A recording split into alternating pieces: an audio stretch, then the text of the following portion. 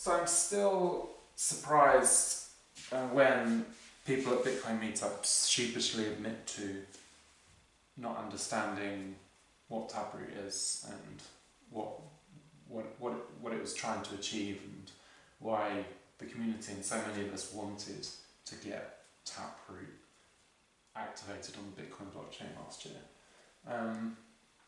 So this is going to be my attempt at explaining it like the audience is 5. I mean, 5 is an exaggeration, probably needs to be about 15, but I'm going to try and make it as absolutely basic and simple as possible.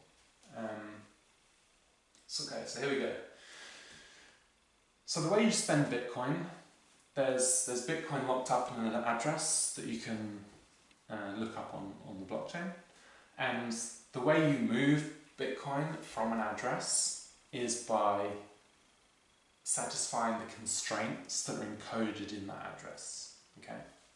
Now, typically, to move Bitcoin from an address, all you have to do is provide a signature associated with a public key. Most spends are just like this. Whenever you move Bitcoin from your hardware wallet, you're typically just generating a signature proving that you own the private key associated with the public key, and that's enough to move the Bitcoin to another address. But since the beginning of Bitcoin, you've been able to do a lot more than this. You can require multiple signatures associated with multiple public keys and encode that in an address. You can encode a time lock within that address, which prevents you or anybody else spending from that address before a particular block or time. And Lightning uses hash locks and preempters, but we don't need to go into that. But the most important thing to understand is that you can combine a number of these constraints into a Bitcoin script and encode that within the address, such that anyone moving Bitcoin from that address has to meet constraints that have been encoded in that address. Okay. So what's the difference between before Taproot and after Taproot? Before Taproot, you would encode all of the constraints within the address as normal. But then when you spent from that address, you would have to reveal all the constraints that had been encoded in that address. So I've put A or B or C or D here. So let's assume A is a constraint saying these coins can only be moved if the spender provides a signature associated with a particular public key. Okay? And then B, let's say B is the coins can only be moved from this address if the spender provides 2 signatures associated with 2 different public keys. And let's say C is the coins can only be moved if 3 signatures are provided associated with 3 different public keys and a certain amount of time has passed. If that time hasn't passed, they're not able to move the coins. Okay. So you see what I'm doing. There's various constraints. And you only have, if it's ORs, like A or B or C or D, you only have to provide one of these A, B, C or D constraints and you can move the coins. Okay, quite simple. The difference with after Taproot is that you can still do exactly the same. You can still encode the constraints of A, B and C and D within your Taproot address.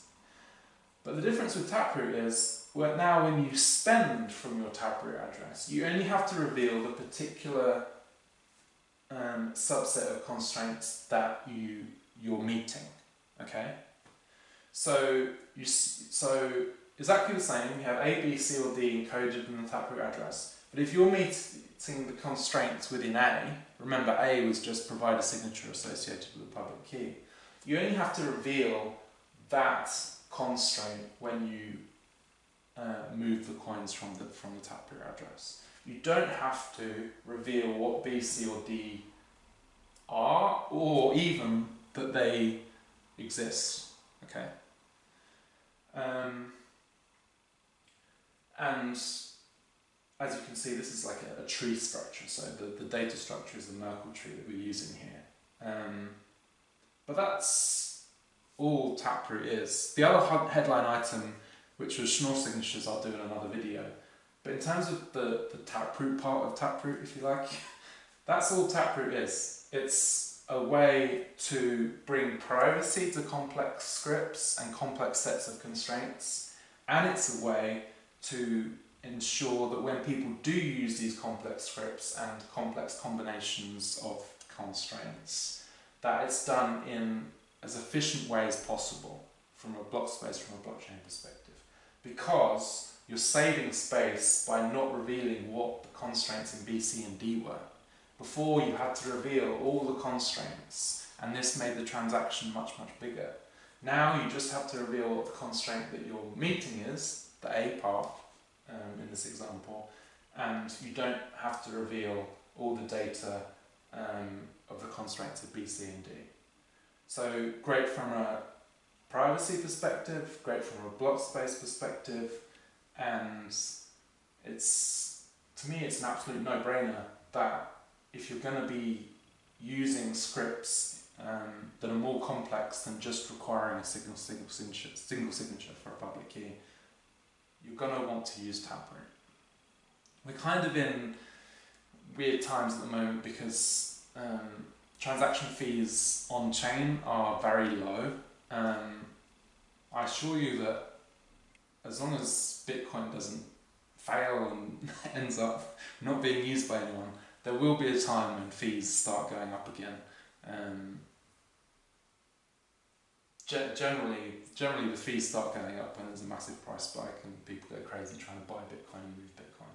And whenever that happens, you're going to want the most efficient way to move your Bitcoin and the cheapest way to move your Bitcoin. And then even from like a global blockchain perspective, we really want to ensure that all the block space that's being used is being done in the most efficient way possible. So maximizing the level of utility within the block space that's being used, whilst also minimizing the block space that is required to do some of these cool things, like encoding whatever constraints you want within a particular Bitcoin address.